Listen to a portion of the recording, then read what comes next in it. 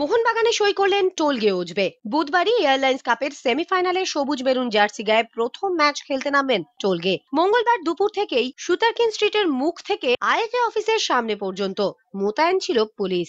ভাবা হয়েছিল বিপুল সমর্থক সঙ্গে নিয়ে সই করতে আসবেন টোলগে, কিন্তু আইএফএ তে যখন টোলগে সই করতে এলেন তখন সঙ্গে হাতে গোনা কিছু সমর্থক। সইয়ের সময় টোলগের পাশে কে বসবেন সেই নিয়েও এক প্রস্তুত ছোটখাটো নাটক।